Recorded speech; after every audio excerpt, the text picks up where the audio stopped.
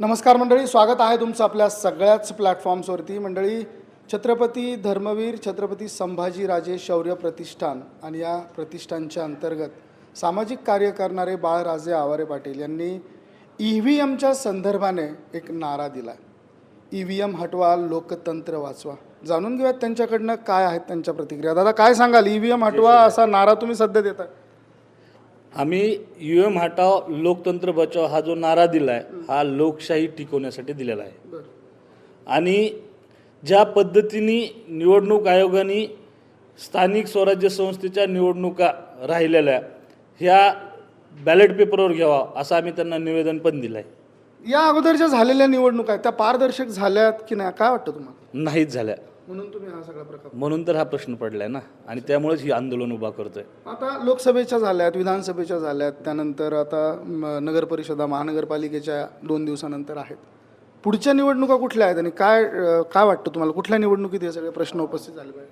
आता मी तुम्हाला सांगू, येणाऱ्या 16 तारखेचा जर रिझल्ट बघितला त्यानंतर पूर्ण भारताला कळेल की निवडणूक आयोग कशा पद्धतीने EVM हॅक करून एका पक्षाची मदत करते. आणि तुम्ही जो प्रश्न विचारला आहे की बाबा येणाऱ्या काळात जिल्हा परिषद, पंचायत समिती आणि ग्रामपंचायत ह्या छोट्या छोट्या निवडणुका राहिल्यात, ह्या तरी निवडणुका बॅलेट पेपरवर घेऊन आम्हा सर्वसामान्य जनतेला आणि जागरूक नागरिकांना जो प्रश्न पडला की EVMमुळे घोटाळा होतोय तो होत नाही आहे हे सिद्ध करून दाखवण्याची भारतीय जनता पार्टीला खूप सुवर्ण अशी संधी आहे. मग आतापर्यंत ज्या निवडणुका झाल्या, ज्या निवडणुकांच्या माध्यमातून जे काही आमदार, खासदार आणि इतर मंडळी निवडून आले, अशा मंडळींवरती देखील तुम्हाला शंका आहे? बिलकुल आहेच, कारण निवडणूक ज्या पद्धतीचे रिझल्ट आलेत त्याच्यावरून तरी असं वाटतंय की ह्या EVM मशीनमध्ये घोटाळा आहे. त्याचं काही ठोस असं कारण किंवा प्रूफ? मी प्रूफ तुम्हाला, काही मीडियाच्या बातम्या आहेत, काही महाराष्ट्रात आपलं कर्मवीर भाऊराव पाटलाच्या गावातली एक घटना आहे, एक उत्तर प्रदेशमधली घटना आहे, त्याचे मी तुम्हाला हे बाईट झाल्यानंतर देतो मी कटिंग्स.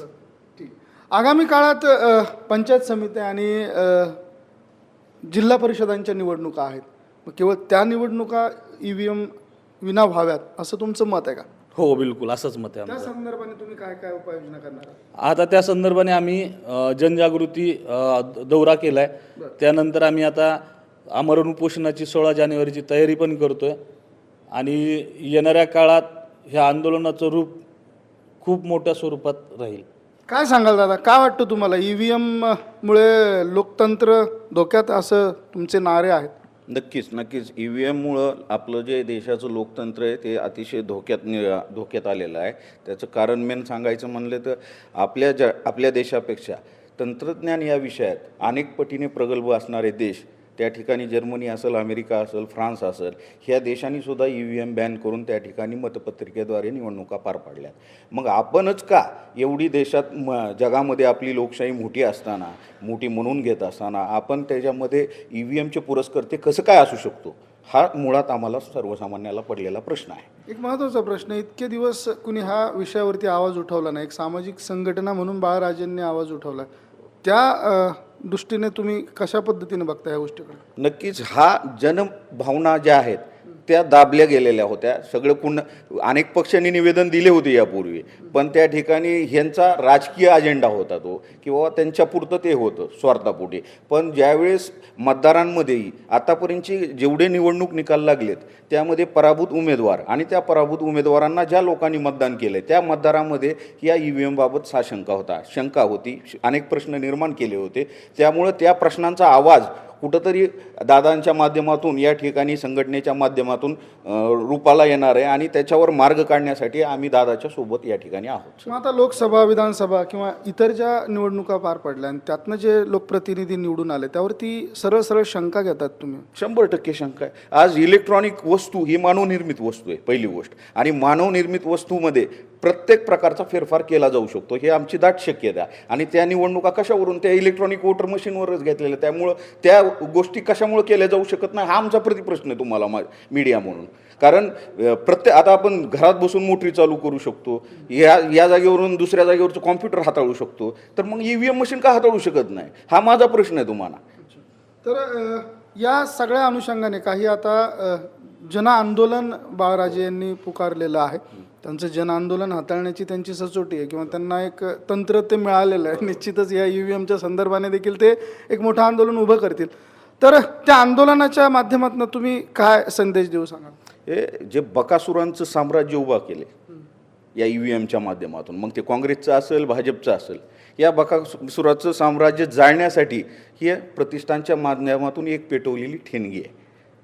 आणि या ठिणगीच्या माध्यमातून या बकासुरांचं साम्राज्य नक्कीच संपणार आहे आणि तुमच्या आमच्या सर्वसामान्यांच्या मनातील जे EVM बाबतची शंका आहे ते पूर्णपणे दूर होणार आहे अशी आम्हाला खात्री आहे. दादा, काय संदेश असेल तुमचा शेवटचा, ज्या आंदोलनाच्या माध्यमातून तुम्ही आंदोलन पुकारलेलं आहे? संदेश काय असेल जनतेचा? जनतेस एवढंच आव्हान आहे की आपल्या लोकशाहीसाठी तुम्ही सगळेजण आमच्यासोबत या आंदोलनात सामील व्हा आणि प्रस्थापितांच्या विरोधात जे विस्थापित लोक आवाज उठवत आहे त्यांच्यासाठी तरी तुम्ही आज उभा राहा, कारण भविष्यात कुणीही तुमच्या बाजूनी लढण्यासाठी शिल्लक राहणार नाही. आज मी EVMवर बोलतोय, मी तुमच्या माध्यमातून एक खात्रीपूर्वक सांगतोय, येणाऱ्या थोड्याच काळात मी सुद्धा जेलमध्ये असेल. काय सांगाल तुम्ही दादा, काय म्हणणं आहे तुमचं? सर, दादा तर जेलमध्ये जाणार नाही, दादांनी जे दादाचं जे संघटना आहे धर्मवीर छत्रपती संभाजीराजे शौर्य प्रतिष्ठान, ह्याच इतिहासावर मला एकाच मिनिटात सांगायचं आहे की खूप वर्षानं हा देश पारतंत्र्यातून स्वतंत्र झाला आहे. स्वतंत्र झाल्यानंतर या लोकशाहीचं आत्मा आहे हे निवडणूक आयोग आणि निवडणूक प्रक्रिया, आणि तीच प्रक्रिया यांनी धोक्यात टाकलेली आहे. म्हणून नव्या पद्धतीनं नव्या क्रांतिकारकाचा जन्म होणं गरजेचं आहे. आणि या बॅलेट पेपरवर जगभरातले अभिप्राय हे जर लोकशाहीत मान्य होत नसतील, आम्ही वेगळं काही काम करणं झालो, छत्रपती शिवाजी महाराजांचे पुतळे उभं करणं हा जर गुन्हा असेल तर ते गुन्हे आम्ही करत आहोत. आणि त्याचं फळ तुम्ही या माध्यमातून आमच्या मागे चौकशी आज दादाचं बघायला होतं आपण काय चालू आहे ते.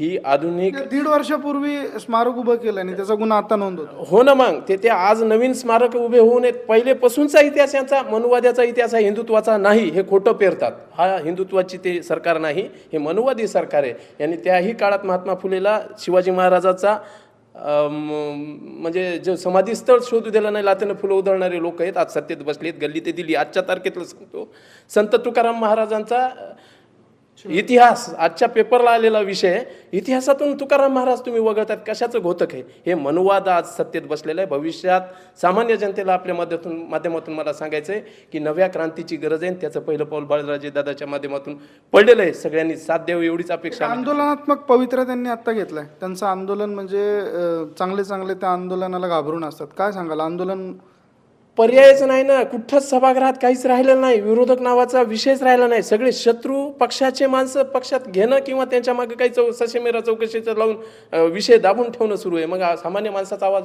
रस्त्यावर उतरण्याचा अधिकार लोकशाहीचा आम्हाला दिलेला चौथा, त्या स्तंभातून आम्ही ते काम करायलो. म्हणून आम्ही दादाच्या सोबत होतो शेवटच्या टोकापर्यंत. तर मंडळी, अशा पद्धतीने इकडे आता आंदोलनात्मक पवित्रा बाळराजे आवारे यांनी या ठिकाणी उपस्थित केलेला आहे. आगामी काळात त्यांचं एक भव्य असं आंदोलन आपल्याला बघायला मिळणार आहे. आणि EVM हटवा आणि लोकतंत्र वाचवा हा नारा त्यांनी दिलेला आहे. आतापर्यंत झालेल्या निवडणुकांमध्ये जे लोकप्रतिनिधी निवडून आलेत त्यांच्यावरती देखील त्यांनी शंका उपस्थित केली आहे. या संदर्भाने नेक्स्ट अपडेट आम्ही तुम्हाला देत राहणारच आहोत. तत्पूर्वी हा व्हिडिओ तुम्हाला आवडला असेल आणि तुम्हाला देखील EVMवरती शंका असेल तर हा व्हिडिओ शेअर जरूर करा. बघत राहा मराठी एक्सप्रेस आणि आपले सगळेच प्लॅटफॉर्म्स. धन्यवाद.